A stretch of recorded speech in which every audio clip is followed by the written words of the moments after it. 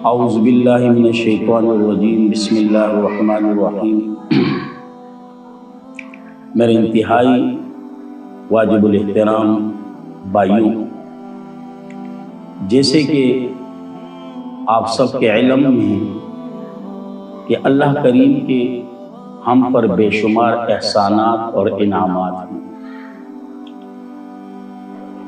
ہر احسان اور ہر انعام جو ہے اللہ کریم کا بے مثل اور لاجواب ہے۔ اس احسانات اور انعامات میں سے ایک احسان اور ایک انعام پاکستان کی صورت میں ہے، اور یقیناً میں یہی کہوں گا کہ آزادی سے بڑھ کر اور کوئی نعمت ہو ہی نہیں سکتی، اور جن جن قوموں نے اس نعمت کی قدر کی، اللہ نے ان قوموں کو ترقی بھی دی، ان ملکوں کو ترقی بھی دی، اور جن جن قوموں نے اس نعمت کی ناقدری کی تو اللہ نے ان سے یہ نعمت واپس لی۔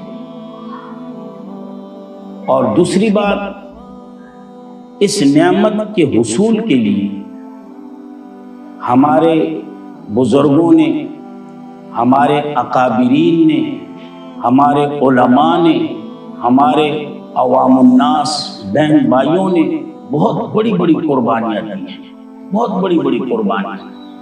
یہ آج ہم جو دنیا کے نقشے میں پاکستان ملک کا جو نقشہ دیکھتے ہیں نا، یہ ان قربانیوں کی وجہ سے ہمیں نظر آ رہا ہے، ان قربانیوں کی وجہ سے۔ یقین جانے اگر ان قربانیوں کی طرف جائے تو انسان کے رونگٹے کھڑے ہو جاتے ہیں کہ انہوں نے کیسے کیسے قربانیاں دی۔ ہمارے ایک اکابر عالم، ایک بزرگ دین وغیرہ مولانا حکیم اختر صاحب رحمہ اللہ فرمایا کرتے تھے اپنے ایک مرید کا واقعہ، کہ وہ فرماتے ہیں کہ ہمارا کوئی رشتہ دار جب پاکستان وجود میں آیا، ہندوستان سے پاکستان کی طرف آ رہے ہیں، تو لازمی بات ہے اس وقت بھی بہت ظلم و زیادتیاں ہوئی، بے تحاشا قتل عام ہوا، عورتوں کی عزتیں لوٹی گئی۔ تو اس رشتہ دار کے ساتھ بیٹی بھی تھی۔ ایک جگہ جب پہنچے تو وہاں مسلمانوں کے قتل عام ہو چکا ہے، عورتوں کی بے حرمتی وغیرہ، بے عزتی وغیرہ بھی ہو چکی ہے۔ اب ان کی بیٹی نے کہا کہ ابا آگے وہی ظالم ہے، اگر میں آگے جاؤں میری عزت کو تار تار کیا جائے گا، لہٰذا بہتر یہ ہے کہ آپ مجھے اپنے ہاتھ سے ذبح کر دیں۔ باپ نے کہا نہ بیٹی، میں مقابلہ کروں گا۔ بیٹی نے کہا نہ ابا، آپ تنہا ہیں، وہ بہت سارے ہیں، آپ مقابلہ نہیں کر پاؤ گے، لہٰذا اس سے بہتر ہے کہ میرا عزت تار تار ہو جائے، آپ مجھے اپنے ہاتھوں سے ذبح کر دیں۔ اور یقیناً انہوں نے اپنے ہاتھوں سے اپنی بیٹی کو ذبح کیا۔ آپ خود سوچیں کہ اس وقت کی جو ہمارے عورتیں تھیں، جو ہمارے مائیں بہنیں تھیں، ان کو عزت کے ساتھ اس قدر لگاؤ تھا، اس قدر محبت تھی۔ اور آج کل اگر آپ غور کریں، ان کو عزت کے ساتھ کوئی لگاؤ ہے نہیں، کوئی واسطہ ہے نہیں، کوئی رشتہ ہے نہیں، کوئی رشتہ نہیں۔ اسی طرح بے شمار واقعات ہیں، بے شمار واقعات، اور ان تمام واقعات کو اگر بیان کیا جائے تو بہت ٹائم لگے گا۔ بس اتنا ہی کہوں گا کہ ان قربانیوں کے بدولت یہ ملک جو ہے وجود میں آیا ہے، اور یقیناً آزادی کی خوشی ہر بندے کو ہونی چاہیے، لیکن خوشی کا مقصد یہ نہیں کہ آپ اس میں اللہ کی نافرمانیاں کریں، اللہ کے احکامات کی خلاف ورزی کریں، اللہ کے عذاب کو دعوت دیں۔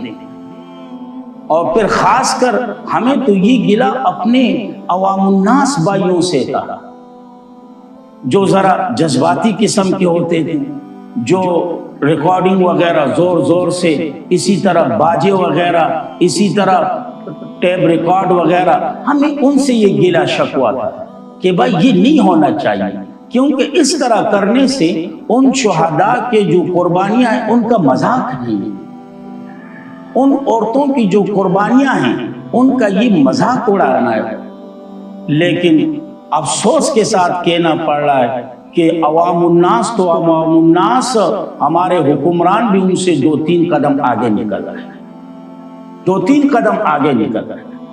اسلام آباد میں یوم آزادی کی تقریب پر اس قدر ڈانس کہ میں تو حیران ہو رہا ہوں کہ یہ یوم آزادی کی تقریب تھی یا کوئی ڈانس شو وغیرہ، جس میں مرد و زن کا اس طرح ڈانس کرنا، ناچنا گانا، یہ سمجھ سے بالا تر ہے۔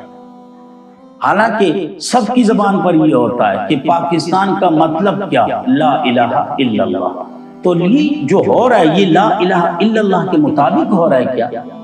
اور پھر اس قدر تقریبات پر غریب عوام کے جو ٹیکس ہیں اس پیسوں کو لگانا، اس پیسوں کو خرچ کرنا اس بے حیائی پر، یہ تو ظلم ہو رہا ہے، اور یقیناً یہ اللہ کے احکامات کی بغاوت ہو رہی ہے۔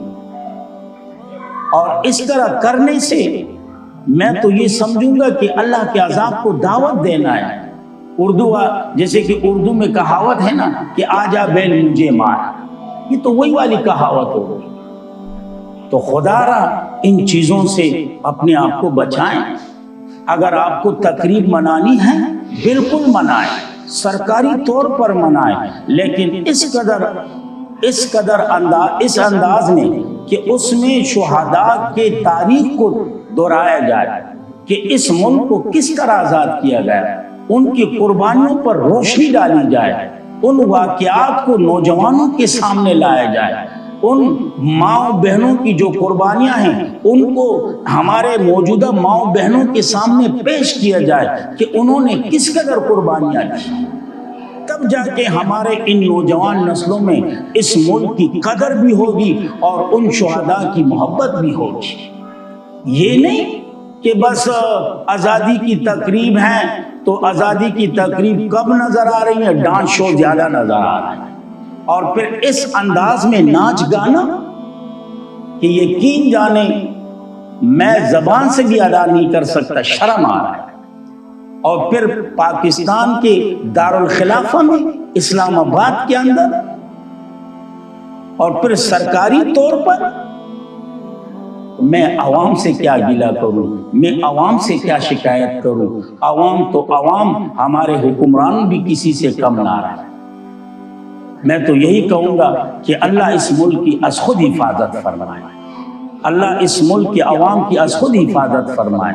میں تو زیادہ سے زیادہ کچھ نہیں کہوں گا، اتنا ضرور کہوں گا اگر یہ پیسے جو اس تقریبات پر خرچ ہوئے، اگر 75 کروڑ کے لگ بھگ اتنے پیسے خرچ ہوئے، اگر یہ پیسے اس ملک کے غریب عوام پر خرچ کیے جاتے یا اسی طرح فلاحی ادارے پر خرچ کیا جاتا یا اسی طرح کہ الیکٹرک کے جو مسئلے مسائل ہیں ان پہ خرچ کیے جاتے تو یقیناً عوام بیچارے اس قدر پریشان نہ ہوتے۔ لیکن بس ہمارے حکمران ہیں جو دل میں آئیں وہی کرتے ہیں، اور بس نام دیتے ہیں کہ جی جشن آزادی کی تقریب۔ یہ جشن آزادی کی تقریب ہے یا ڈانس شو؟ جشن آزادی کی تقریب ہونی چاہیے تو کسی مذہبی اسکالر کو پکڑ لیتے ہیں، اس کو بٹھا دیتے ہیں، اسی طرح کسی بہترین اسکالر وغیرہ کو لے آتے ہیں، وہ شہداء کے شہادتوں پر گفتگو فرماتے ہیں، بیان فرماتے ہیں، ان شہداؤں کے قربانیوں کو لوگوں کے سامنے لاتے ہیں تاکہ لوگوں کے دلوں میں اس ملک کے لیے محبت پیدا ہو، اس ملک کے لیے جذبہ پیدا ہو۔ میں آخر میں یہی کہوں گا کہ اللہ ہمارے حکمرانوں کو بھی صحیح راہ پر چلائے، اور اللہ ہمارے پاکستان کے جو عوام الناس ہیں ان کو بھی صحیح راہ پر چلائے، اور اللہ اس ملک کی حفاظت فرمائے۔ السلام علیکم ورحمۃ اللہ۔